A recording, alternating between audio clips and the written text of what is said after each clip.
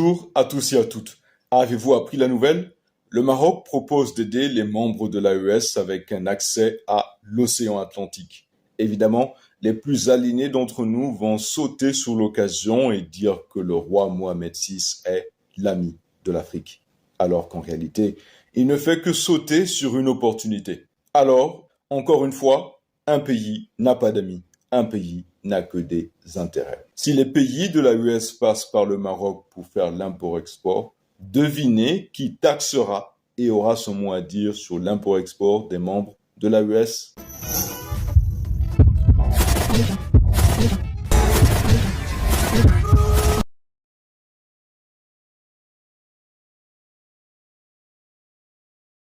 Le roi Hassan II a dit un jour que le Maroc est un arbre dont les racines se trouvent en Afrique et les branches en Europe. Certains disent aussi que le Maroc se situe aux limites qui connectent l'Afrique, l'Europe et le monde arabe.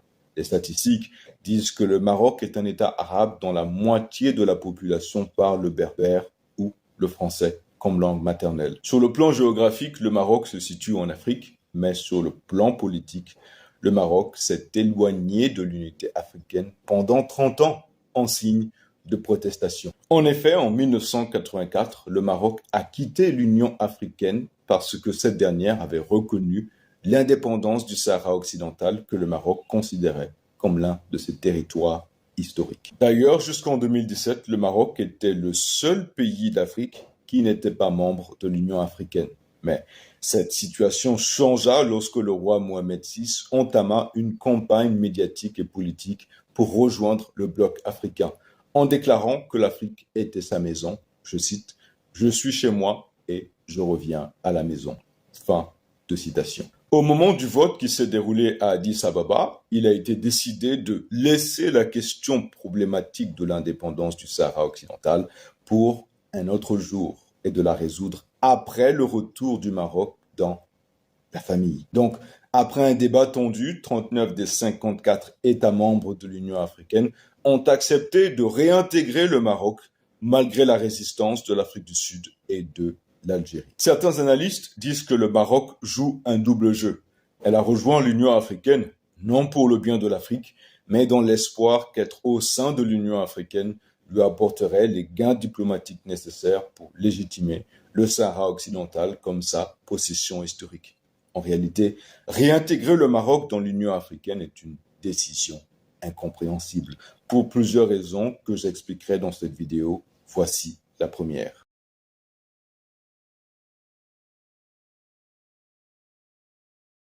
La raison pour laquelle le Maroc ne faisait pas partie de l'Union africaine est parce qu'elle avait des intentions coloniales sur le Sahara occidental. Une attitude intolérable pour ceux et celles qui s'étaient battus pour l'indépendance de l'Afrique. Mais 30 ans plus tard, tout ça n'a plus d'importance. Le Maroc peut garder ses intentions coloniales sur le Sahara occidental et faire partie de l'Union africaine. Comme quoi, nous avons aujourd'hui une nouvelle génération de leaders africains pour qui, apparemment, les combats de leurs aînés n'ont plus d'importance.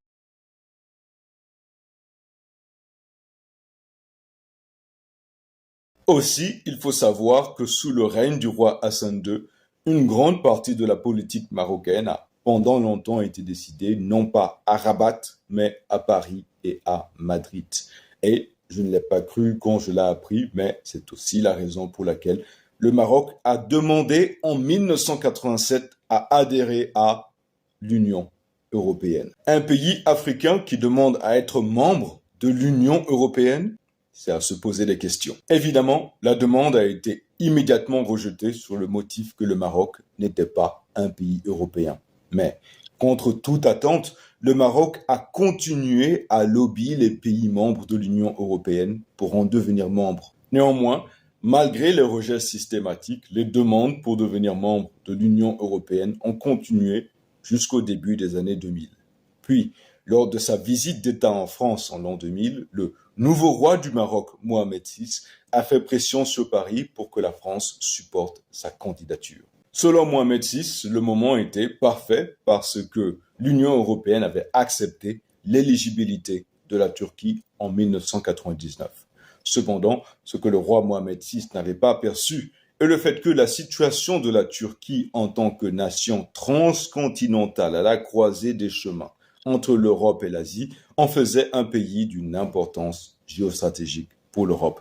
Et même si la grande majorité des Turcs vivent dans la partie asiatique du pays, au moins, comparé au Maroc, une partie de la Turquie se situe en Europe. Toutefois, à ce jour, la Turquie n'est pas entièrement membre de l'Union européenne et ne le sera jamais, car il est connu de tous que de nombreux pays européens tels que la France, l'Italie, le Portugal et l'Allemagne regardent avec beaucoup de méfiance l'entrée d'une nation musulmane dans ce qui demeure un club réservé aux populations chrétiennes.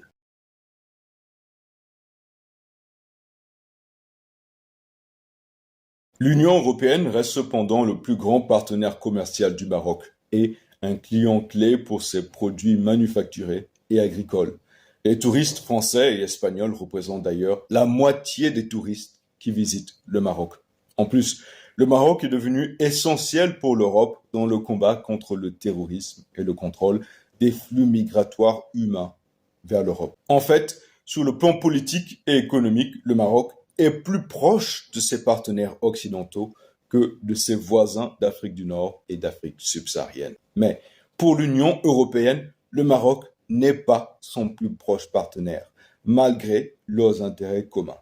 Et les plans européens pour le Maroc ont toujours été d'une ambition limitée par rapport aux grandes ambitions que le Maroc entretient pour l'Europe. En fait, je pense très sincèrement que si le Maroc pouvait vendre l'Afrique tout entière pour faire partie de l'Union européenne, ne serait-ce qu'un seul jour, elle le ferait sans hésiter. Rappelez-vous de ce que le roi Hassan II a dit. Le Maroc est un arbre dont les racines se trouvent en Afrique et les branches en Europe. Comprenez bien l'idéologie. Les fruits de l'arbre africain, les fruits des branches africaines, ne seront pas consommés par les Africains, mais par les Européens. Ce genre de commentaire colonial me fait froid dans le dos, car c'est à cause des pays comme le Maroc et la Mauritanie qui se débattent dans des problèmes identitaires, je l'explique dans cette vidéo, que beaucoup disent que l'avenir de l'Afrique n'appartient pas aux Africains. En fait, les Africains s'associent avec des peuples qui non seulement ne sont pas africains, mais aussi sont prêts à nous trahir à tout moment. Oui, il est vrai que dans l'Antiquité et dans la première moitié du Moyen-Âge africain, le Maroc était une nation de Noirs dirigée par des Noirs et même par des Ouest-Africains. Je pense notamment à l'Empire Ouagadou qui contrôlait tout le Maghreb dans l'Antiquité. Je pense aussi à Youssouf Ier le Conquérant, originaire du Nord Sénégal, qui bâtit la ville de Marrakech dans le Moyen-Âge et à beaucoup d'autres. Vous les retrouverez dans cet ouvrage intitulé Nos héros africains et aussi dans cette autre vidéo. Mais avec le temps, le Maroc datant a été conquis par des leucodermes et voici aujourd'hui où nous en sommes. Nous avons des leucodermes qui vivent sur nos terres ancestrales mais qui veulent faire partie de l'Europe. C'est tout simplement honteux pour l'Afrique. Donc, quand est-ce que nous allons leur rappeler qu'ils ne sont pas chez eux? Et puis, comme je l'ai déjà expliqué, historiquement parlant, sur le plan politique et économique, le Maroc est plus proche de ses partenaires occidentaux que de l'Afrique. Donc, qu'est-ce qui nous dit que la France n'est pas en train d'utiliser son influence sur le Maroc pour continuer à contrôler les pays de l'Afrique de l'Ouest?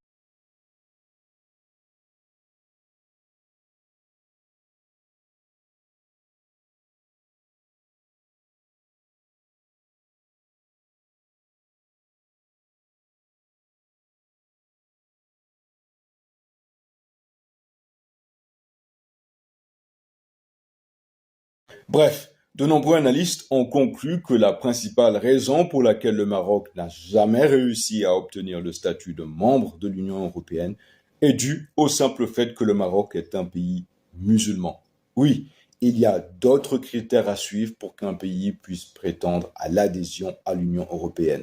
Mais les plus importants sont ceux-ci. Le pays doit être une démocratie, ce qui n'est pas le cas pour le Maroc. Le pays doit respecter les droits de l'homme et la protection des minorités, ce qui n'est pas le cas pour le Maroc. Et le pays doit avoir une économie de marché avec la capacité de faire face à la pression concurrentielle des forces au sein de l'Union européenne. En plus, d'autres conditions comme l'inflation, le ratio dette PIB et le déficit budgétaire sont prises en compte.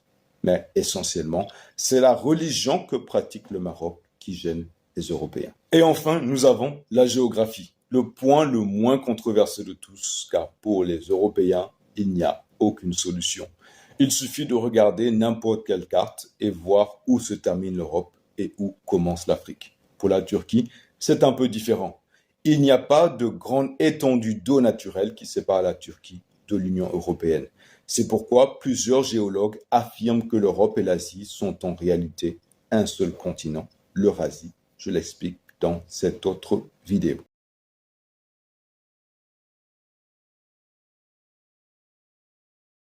Honnêtement, je comprends pourquoi le Maroc a longtemps voulu faire partie de l'Europe. Les Marocains locodèrmes ne se considèrent pas comme des Africains et ils ne le sont pas. N'avons-nous pas nous-mêmes en Afrique des Noirs qui auraient préféré ne pas être nés en Afrique? N'avons-nous pas des Africains et des Africaines qui se dépigmentent la peau parce que, selon eux, la couleur noire est synonyme de laideur et de faiblesse? N'avons-nous pas des Africaines qui haïssent leurs cheveux et préfèrent porter les cheveux des autres? N'avons-nous pas parmi nous des Noirs qui préfèrent se marier avec des leucodermes? N'avons-nous pas parmi nous des populations aliénées qui ne connaissent pas leur histoire et donc préfèrent l'histoire des autres? Alors, mettez-vous à la place des Marocains, une population métissée entre Noirs et leucodermes, tant sur le plan génétique que culturel, aliénée par une éducation eurocentrique qui blanchit les portraits de tous les Noirs qui ont contribué à son histoire. Un pays dont les liens politiques et économiques les lient plus à l'Europe qu'au reste de l'Afrique. Essayez d'imaginer que cette même population pratique l'islam, une religion raciste envers les Noirs, mais qu'elle doit néanmoins partager le continent avec ces mêmes Noirs toujours plus pauvres et plus miséreux que jamais. Oui, il y a des Noirs marocains, les autochtones, c'est-à-dire les vrais Marocains, mais quand les leucodermes, qui depuis contrôlent le pays, contrastent leur couleur de peau à celle du reste de l'Afrique, est-il impossible pour eux de penser que leur origine ne se trouve pas en Négrolande et que, comme beaucoup, ils aspirent à fuir une réalité toujours plus gênante?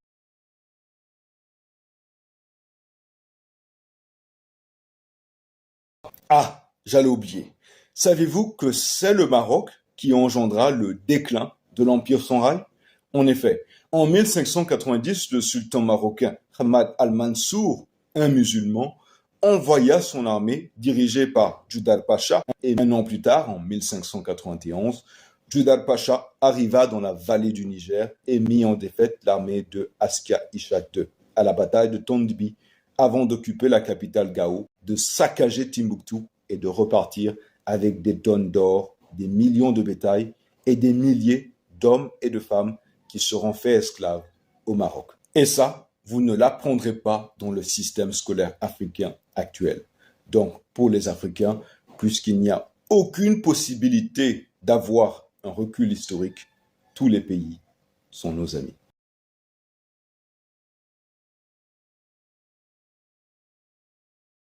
Je termine avec ceci. Au cours des dernières années, le Maroc a utilisé son influence sécuritaire croissante sur le flux migratoire subsaharien vers l'Europe pour exiger de meilleurs accords économiques et politiques avec l'Europe. Un exemple clair fut observé dans la crise des migrants qui a eu lieu en 2018, lorsqu'un nombre sans précédent de 12 000 migrants sont entrés sur le territoire espagnol par la frontière marocaine, délibérément laissés sans surveillance, punissant non seulement Madrid pour sa position sur le Sahara occidental, mais aussi le reste de l'Europe. Ainsi, le Maroc a signalé à l'Union européenne qu'elle était prête à utiliser les migrants africains comme mécanisme de pression pour obtenir ce qu'elle désire de l'Europe. Le comble est que le Maroc fait aujourd'hui partie de l'Union africaine, mais c'est encore les Noirs qui seront utilisés à leurs dépens. Un pays n'a pas d'amis, un pays n'a que des intérêts. Je m'appelle Sylvain Thomas. Merci pour votre participation et votre contribution. Si vous pensez que ce que nous faisons est important, laissez-nous un commentaire. Partagez cette vidéo, parlez-en autour de vous. Je vous souhaite le meilleur et à la prochaine.